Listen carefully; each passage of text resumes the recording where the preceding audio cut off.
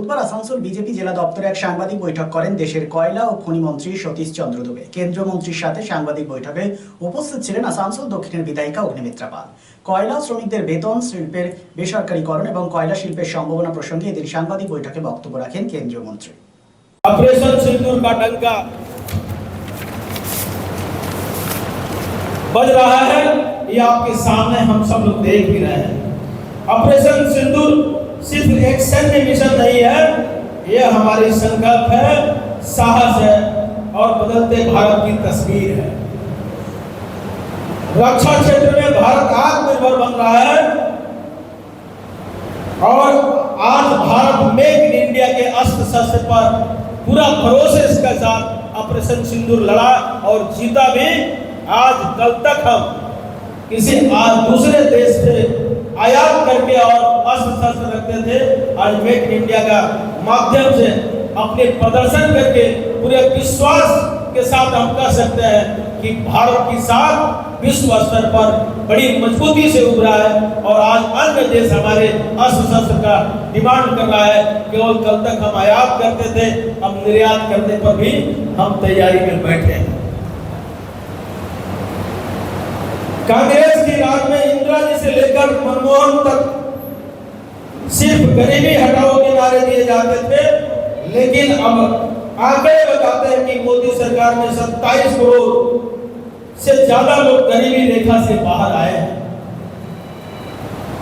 मोदी सरकार में मोदी जी ने कहा था कि मेरा सपना है कि भारत गरीबी सिर्फ आंकड़ों में न हो बल्कि नीति निर्माण का केंद्र बने। और हम आज देख सकते हैं कि केंद्र सरकार की योजना में गरीब के केंद्र बिंदु जैसे पीएम गरीब अन्न योजना, स्वच्छ भारत मिशन, उज्ज्वला योजना, पीएम आवास, जल जीवन मिशन, पीएम जनधन योजना, आयुष्मान भारत, पीएम किसान सम्मान निधि आदि अनेक योजनाओं के माध्यम से गरीबों का कल्याण हो रहा है। आज प्रधानमंत्री जी के नेतृत्व में 140 करोड़ भारतवासी मिलकर देश को विकसित भारत बनाने में जुटे हैं।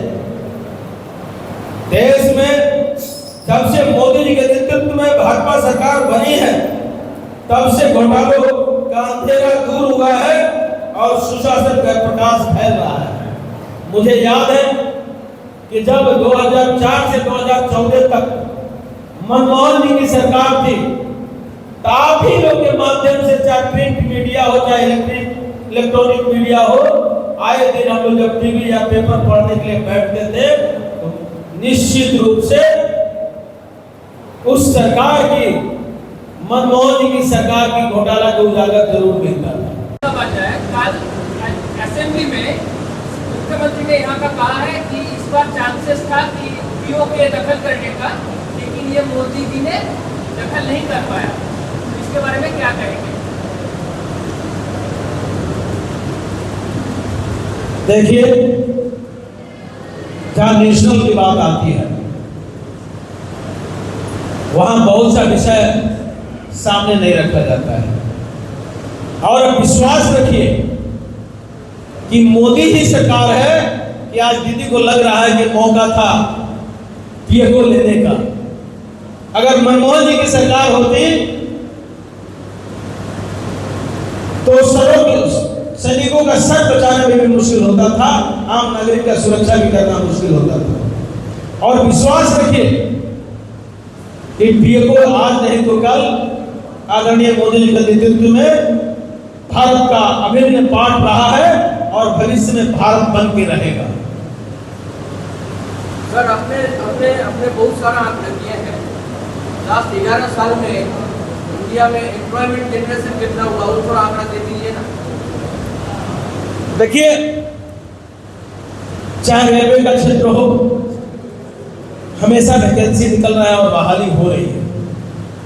और खास करके मुद्रा बैंक योजना के माध्यम से, स्टार्टअप इंडिया के माध्यम से, जो कल तक युवा दूसरे फैक्ट्री में काम करता था, आज स्टार्टअप इंडिया के माध्यम से एक छोटा मोटा फैक्ट्री का मालिक बना हुआ है। और निश्चित रूप से দেশের বিশিষ্ট সামাজিক আঙ্গিকের শিল্পপতি অর্জুন দেশপান্ডে এক যুগান্তকারী পরিবর্তন এনেছেন দেশের ঔষধ শিল্পে এবং বিপণন ব্যবস্থায়। স্থাপন করেছেন জেনেরিক আধার।